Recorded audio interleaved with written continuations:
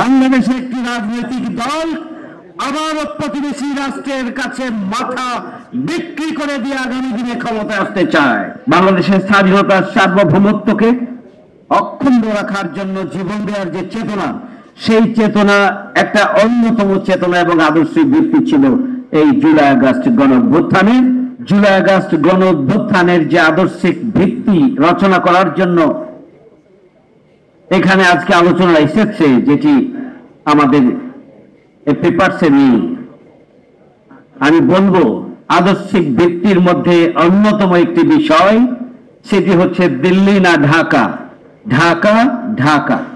আধিপত্যবাদ বিরোধী যে চেতনা, বাংলাদেশের স্বাধীনতার সার্বভৌমত্বকে অক্ষুণ্ণ রাখার জন্য জীবন দেওয়ার যে চেতনা, সেই চেতনা একটা অন্যতম চেতনা এবং আদর্শিক ভিত্তি ছিল এই জুলাই আগস্ট গণ অভ্যুত্থানের।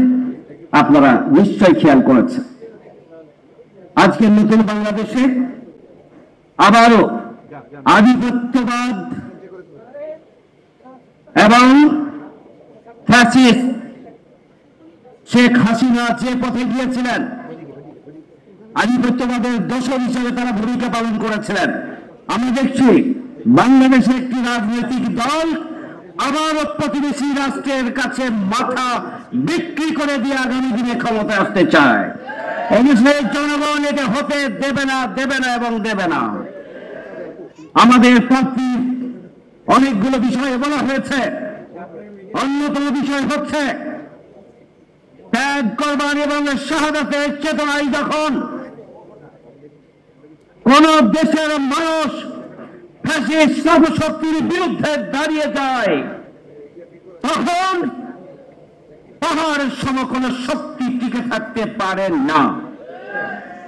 আমরা সেটি অর্জন করেছি, অর্জনের মধ্যে দিয়ে, এই আন্দোলনের মধ্য দিয়ে আমরা ফ্যাসিস্ট শক্তির বিরুদ্ধে ত্যাগ এবং কোরবানি শাহাদাতের তামান্নায় উজ্জীবিত হয়ে আমরা মানব প্রাচীর করে তুলেছিলাম। ফ্যাসিস্ট শক্তি পালিয়ে যেতে বাধ্য হয়েছিল। আমাদের করণীয় মধ্যে যেগুলো রয়েছে সবগুলোই গুরুত্বপূর্ণ। ওয়ালটন এখন দেশের সীমানা পেরিয়ে পৌঁছে গিয়েছে 50টিরও বেশি দেশে। ওয়ালটন, ঘরে ঘরে, বিশ্বজুড়ে। আমি শুধু এটুকুই বলতে চাই, একটি দলের মহাসচিব বলেছেন দক্ষিণ পন্থার আবির্ভাব।